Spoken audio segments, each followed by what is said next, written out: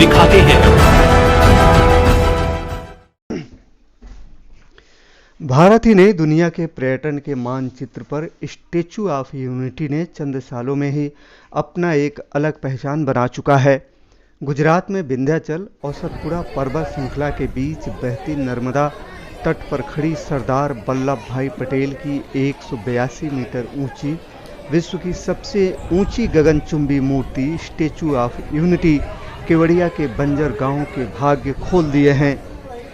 जंगल में मंगल को साकार करती सरदार सरोवर बांध की कलकल बहती धारा केवड़िया के आसपास के इलाकों में विकास की गंगा बहा रही है। प्रधानमंत्री मोदी को केवड़िया हमेशा से आकर्षित करता रहा है। यहाँ पर्यटन की अपार संभावनाओं को उन्होंने साकार कर दिया है। आसपास के प्रमुख पर्यटन स्थलों में फूलों की घाटी, Arogya Upvan, Ekta nursery, tent city, eco tourism, jungle safari, cactus garden, butterfly garden, नौका विहार और रिवर राफ्टिंग आदि शामिल हैं।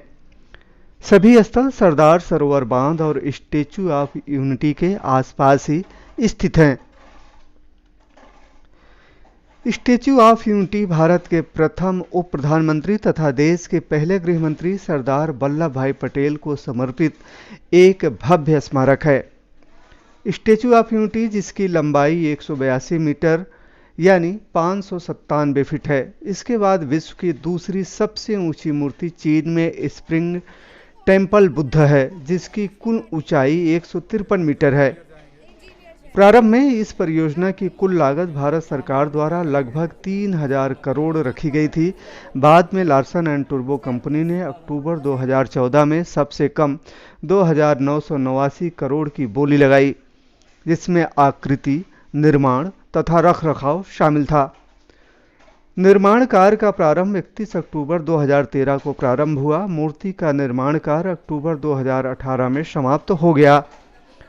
इसका उद्घाटन भारत के प्रधानमंत्री नरेंद्र मोदी द्वारा 31 अक्टूबर 2018 को सरदार पटेल के जन्म दिवस के मौके पर किया गया। लौह पुरुष सरदार पटेल, जिनकी स्मृति में यह विशाल स्मारक लोहे से ही बनाया गया है, मूर्ति के बाहरी भाग में तांबे का लेप लगाया गया है। दावा किया गया है कि 100 साल तक मूर्ति के रंग में कोई अंतर नहीं पड़ेगा। और बाहर ब्रॉन्ज की प्लेट लगी हुई है और जो पिलर है उसमें भी लिफ्ट लगा हुआ है। तो पूरा स्टैचू एक होलो स्ट्रक्चर है। स्टिल उसका वेट 3 लाख मेट्रिक टन से भी ज्यादा है।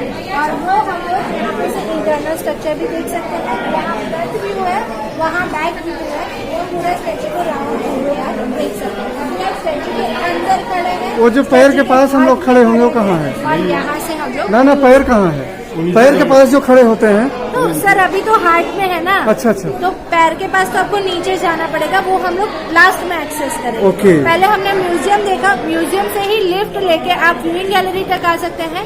व्यूइंग गैलरी से वापस आपको म्यूजियम में जाना है और फिर बाहर से एक्सीलेटर्स हैं, वो एस्केलेटर से आपको पैरों के पास जाना है। तो बाहर से भी स्टैचू देख सकते हैं।